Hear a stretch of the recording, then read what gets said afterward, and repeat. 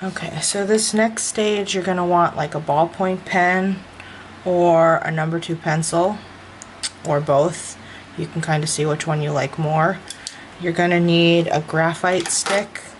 Some of the graphite sticks will have these wrappers, and sometimes it'll just be a piece of graphite. This is basically like a crayon form of what you use in a mechanical pencil. It's just nice and thick. So you're gonna need this first, and this is messy, so I like to do this over another piece of paper, or for you, you can do it over your sketchbook or your portfolio.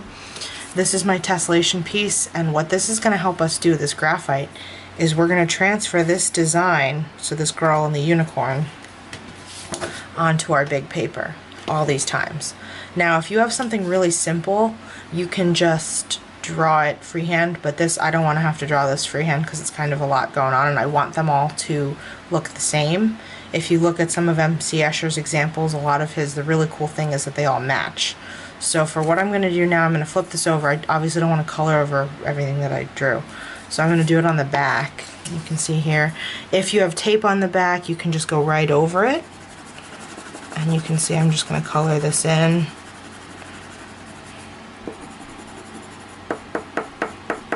This is what the paper is good for, because it gets graphite all over.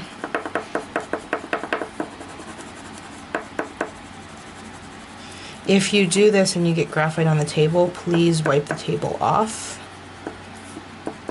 before you leave, so that whoever's in here after you doesn't have a mess. You can see here, color this in.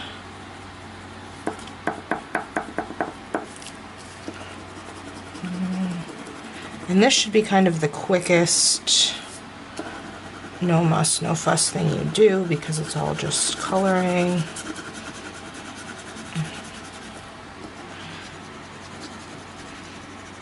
And notice how nice and hard I'm pressing.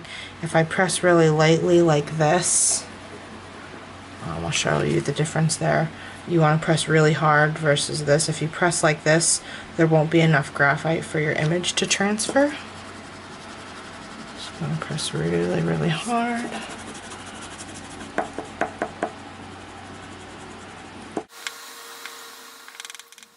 I'm speeding this up now so that it goes a little faster for you. I really don't color that fast, I promise. I'm not magical.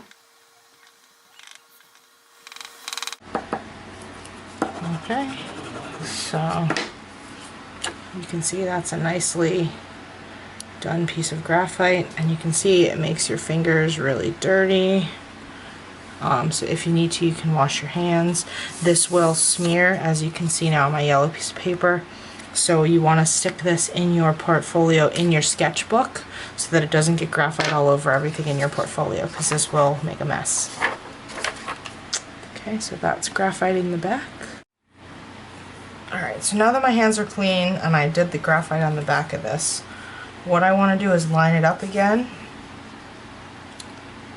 And if you're someone that is very heavy-handed and does a lot of this on top of your work where your hand is rubbing, you want to try to kind of work above it. And you can't really see what my hand's doing, but almost so like if this is the surface of the paper and this is my pencil, you want to try to be working like this so that your hand isn't rubbing this in, because it will get graphite smudge all over your work. So this is, again, a pencil or a ballpoint pen, like a real pencil versus a mechanical one, will work better because you can press really hard, which is what you want to do for this transfer. So I like using ballpoint pen, but some of you might not like that, and if you are nervous because you might not want ballpoint pen on your actual project. So I'll do this in a pencil so you can see, again, just a regular number 2 pencil, nothing fancy. I'm going to press really hard over all of my Sharpie lines. And I'm probably actually not going to press as hard as I feel like you guys should press, because you're going to be using cardstock paper, and I'm just using printer paper, and if I press too hard, my paper is going to rip. So again, I want to take my time. This is again why I jokingly say that you don't want to have too much detail because then you are going to have to trace it all over.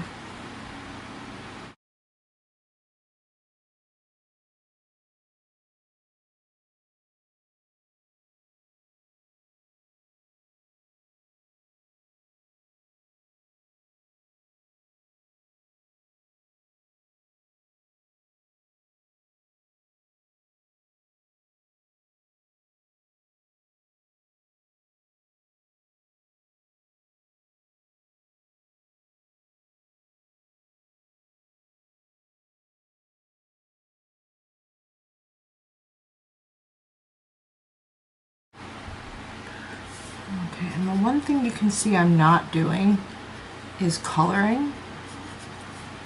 You don't want to color anything with the graphite because what that's going to do is just create a giant graphite smudge that you most likely will not be able to erase. And that's just going to be a mess. And you probably don't want that. So now, really quickly, I'm going to kind of look, and I think I've done everything. And you can see when I pull that off, I've got a trace. This is a good time now. I realize that I forgot this line, so I'm just going to freehand it in there.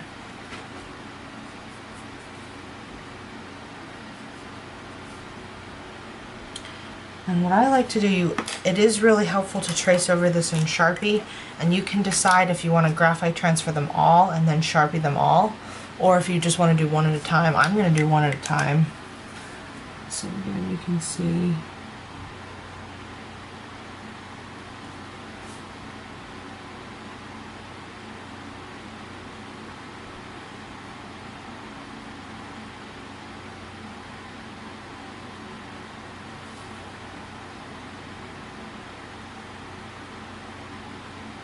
And obviously if there's something you don't like about your graphite transfer, you want to fix it in pencil rather than just tracing it over the way it is if you don't like it.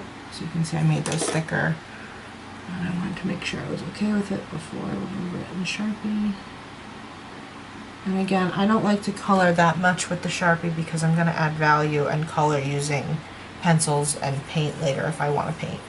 So I'm going to stop this now and do all this because it's going to take forever and you really don't want to watch a 40-minute video of me doing this. So we'll come back when this is done.